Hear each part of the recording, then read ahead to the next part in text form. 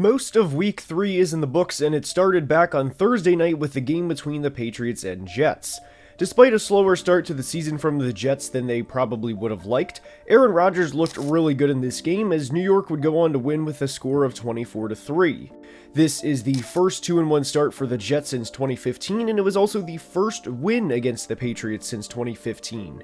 I think what was the most promising thing about this game for the Jets was how the ball was distributed in the passing game. Obviously, everyone knows how good Garrett Wilson is, but for Tyler Conklin and Allen Lazard to step up and lead the way, to me, is a great look for them moving forward.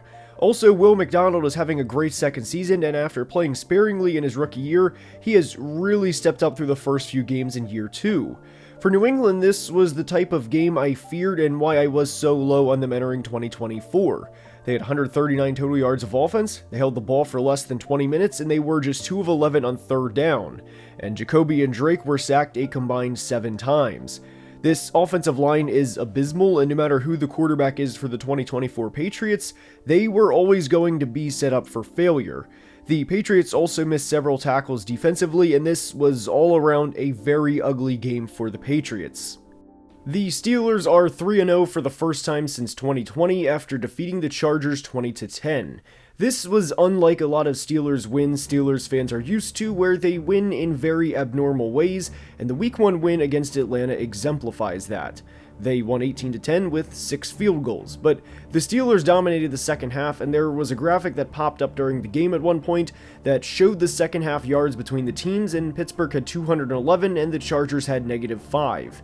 Justin Fields also played his tail off in this game as he completed over 75% of his passes, threw for 245 yards, made several great plays in this game, and the Steelers have their guy for at least the remainder of the 24 season. For the Chargers, I don't want to overreact and say they're doomed, especially when Joey Bosa, Justin Herbert, Rashawn Slater, and Joe Alt all left the game. For any Steelers fan, yes, TJ cooked Joe Alt for a sack and officially welcome to the NFL. It obviously doesn't help the Chargers play the Chiefs next week, but what does potentially help them is their Week 5 bye.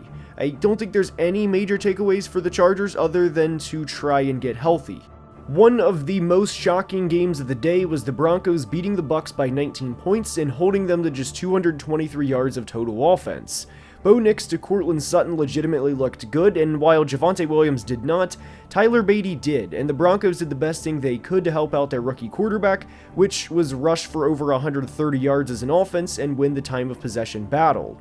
The defense also sacked Baker Mayfield 7 times, and I had a lot of doubts heading into this game for Denver, and I thought Tampa would beat them pretty handedly and improve to 3-0, but Denver controlled the game up front, and this was a much-needed win for a team that was 0-2, and already hearing questions about their rookie quarterback.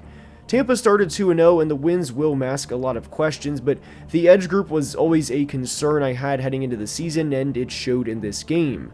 And on their offensive line, not having Luke Gadecki made a world of difference, and it showed not just on a play or two, but throughout the entire game.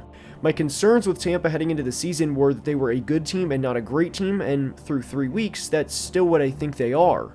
Daniel Jones played a really good game in Week 3, contrary to how he started the year. He did a good job of ball distribution as the Giants had 3 players have 40 or more yards, and the Giants were able to get a road win after scoring 3 touchdowns and making all 3 extra points. I still think there is a lot of concern for the Giants' ground game and will continue to think until they prove otherwise, but I am ecstatic for how Malik Nabers has played so far. He is a stud, and I know it's early in the year, but he is currently on pace for over 1,500 yards. If there is a hot take from this game, it's that I wouldn't be surprised if Nabers breaks Puka Nacua's rookie receiving record. Also, the obligatory Dexter is an absolute monster, and he had 2 sacks and is a complete game wrecker. Cleveland is in a very ugly situation right now, and there's not a lot to look forward to. They were spotted 7 points early in this game, and after that, they had 13 drives that resulted in a total of 193 yards, and technically 12 drives for 194 yards if you want to exclude the kneel down at the end of the first half. Either way, that's awful. The run game never got going, Deshaun was bad for most of the game, and when he made a play or two, it was followed by drops and a fumble. Cleveland has 50 points in 3 games and have not scored over 18 in any of them. This is a terrible situation with seemingly no way out. The Minnesota Vikings are 3-0 after a dominant 34-7 win over the Texans. They had 2 turnovers in each of the first 2 games, and in the first game in which they did not commit a turnover, they won by 27 points over one of the bigger contenders in the AFC. Brian Flores' defense is unbelievable, and he had CJ Stroud and Fitz all game, and there wasn't a lot the Texans could do. After giving up 100 yards to Jordan Mason last week, the Vikings held the Texans to just 38 yards on the ground and completely dominated. Aaron Jones had over 100 yards rushing, and Justin Jefferson had 81 yards in the first half, and was shut out in the second half and had 2 drops in the second half, so I think it's pretty reasonable to release him after getting shut out. This was a statement win, and if the Vikings play turnover-free football, they can go a long way because this defense is insane. Also, yes, I'm obviously joking about Justin Jefferson. Now, I don't think there should be a sky is falling overreaction for the Texans, as they committed countless penalties and Laramie Tunsil had 6 alone. Obviously, a 34-7 loss isn't fun or ideal, but they can get back on track with a division win next week against the Jags. I would argue a humbling loss like this, for a team that had as much preseason hype as the Texans did, can sometimes be better in the long run. The Packers played pretty well offensively against the Titans, and I thought this game was going to be a lot lower scoring than it was, as the Packers put up 30. I know 7 came from a pick 6, but I'm really happy for Malik Willis and how he's played as a starter, despite, well, mostly everyone thinking he wouldn't do the best while filling in for Jordan Love. Green Bay ran for over 180 yards as a team, Malik Willis had the first 200-yard game of his career, and the Packers held the Titans to less than 240 yards of offense. I am willing to exclude the first game in Brazil given the field situation, and I think allowing 24 points in the last 2 games shows how good of a defense Green Bay has. They sacked Will Levis 8 times, they had the aforementioned pick 6, they won the turnover battle 3-0, and Week 4 against the Vikings is going to be must-see TV. Tennessee is one of the last winless teams in the NFL, and I know the Levis interception to Jair was bad, but guys, how many quarterbacks are going to fare well in a game where you're sacked 8 times, and in a game where you have just 33 yards rushing as a team? I mentioned him during a video earlier last week, but Nicholas Petit-Frere needs replaced immediately. This was a game where the Titans were beat, and the score doesn't do it justice, in a game where they already lost by 16 points. They play Miami next week against a backup quarterback, but I do not have a lot of hope for this team. The Eagles won in the Big Easy with a score of 15-12, and a win is a win, but I have a lot of concerns about this team, and it doesn't have anything to do with Devonta Smith or Darius Slay. Nick Sirianni nearly lost this team the game, and I think this team is very talented and could absolutely make a deep run, but guys, 4th and 1 on the 12 with 1 timeout and 14 seconds left in the first half, and you go for it and you don't get it. This was at the end of a 15-play drive that should have resulted in points. My personal takeaway for the Eagles is that yes, they have a talented roster, but they're not going to go as far as they should in the playoffs with decision-making like this. A win is a win, but I have a tremendous amount of concern with Nick Sirianni. The Saints had a great start to the year, but I was and am always going to be a foot half out the door with Derek Carr as the team's starting quarterback, unless we see it over the course of half a season or 3/4 of a season. He played phenomenal in the first 2 games, but putting up 12 points in a game where your defense has an interception, fumble recovery, and a blocked punt is not acceptable. And on top of it, the Saints won the turnover battle. They were held to just 3.1 yards per carry, and the next 3 games for New Orleans are against the Falcons, Chiefs, and Bucks, are going to be very telling for the type of team they're going to be. They can still make the playoffs, but this type of game is what I fear from them. In a similar vein, I have a lot of questions with the Bears coaching staff and ultimately what their plan was with Caleb. I'm going to give this a couple of more games before making a video, but my concerns have never been with Caleb. It's been with the offensive line and the run game. There's a few frustrating things about this game for the Bears, well, a lot, but a few in particular. Indy allowed over 210 yards of rushing in each of the first 2 weeks, and Chicago had 63 yards on just 2.3 yards per carry. I had some concerns with Shane Waldron heading into the season, and they've surfaced just 3 games in. Matt Eberflus had 2 awful challenges during the Texans game in Week 2, and burned 2 critical timeouts in Week 3. My concerns for Caleb Williams was a head coach on his way out, and I think that's what will happen at year's end. But it was nice to see Rome Odunze and DJ Moore each have great games. Anthony Richardson is most definitely an experiment, and it's going to continue to be that way for some time. The splash plays are fun, but Indy needs AR to hit the routine plays. A win is a win, and I was so glad to see the run game take over in the second half.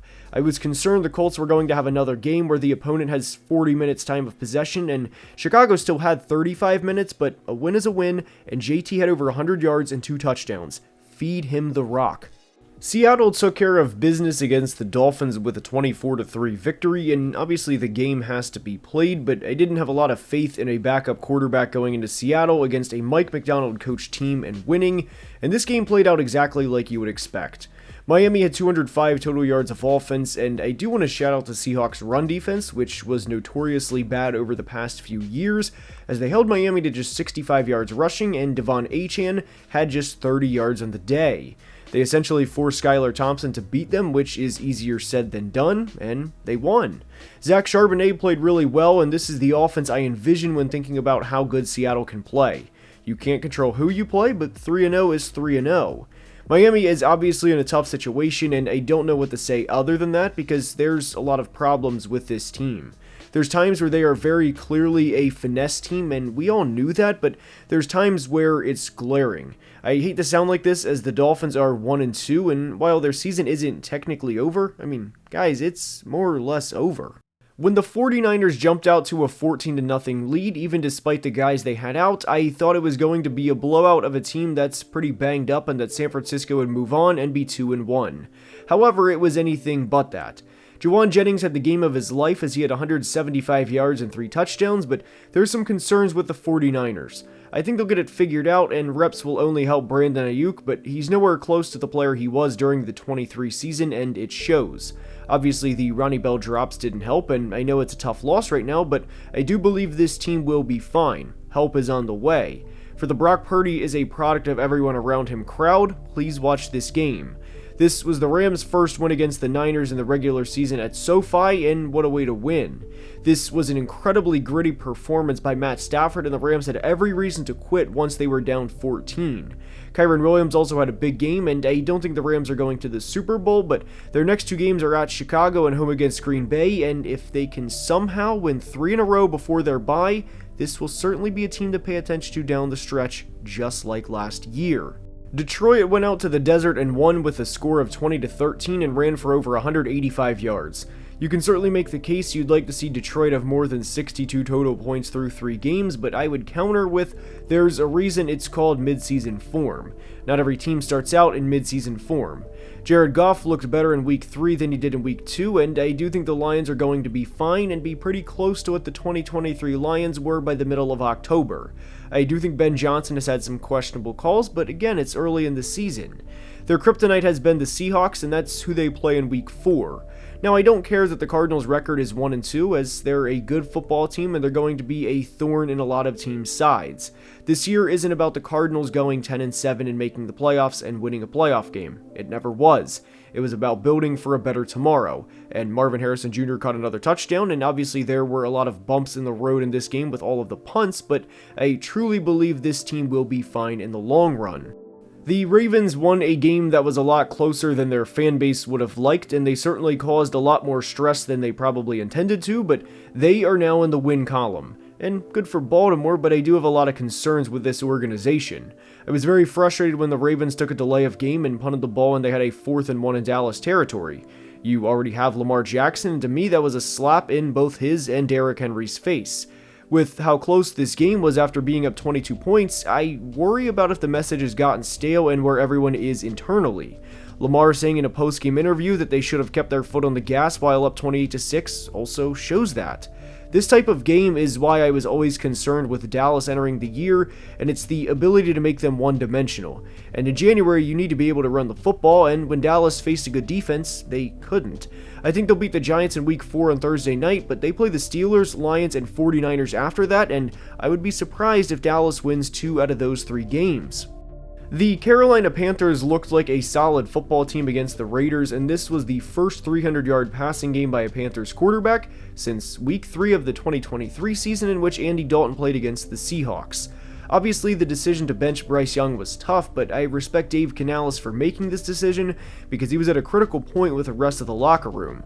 If a decision wasn't made, this team could have fell to 0-5 or 0-6, and the locker room could have quit on their coach. This was such an enjoyable game for the Panthers and their fan base because not only did Andy Dalton play well, but so did Chuba Hubbard and Deontay Johnson, who they of course traded for this offseason. Xavier Legette had a big play too, and enjoy the win, Carolina, because you guys deserve it. The Raiders, on the other hand, allowed nearly 450 yards of offense and only had the ball for about 24 minutes. They beat the Ravens in week 2, but for a team that has postseason aspirations, this was supposed to be a win in what is the easier part of their schedule. Their next 2 games are against the Browns and Broncos, and internally they probably thought they could have been 4-1. And in the playoff race, a single game can make all the difference. And this team was blown out by a team that was outscored 73-13 in the first 2 weeks of the year.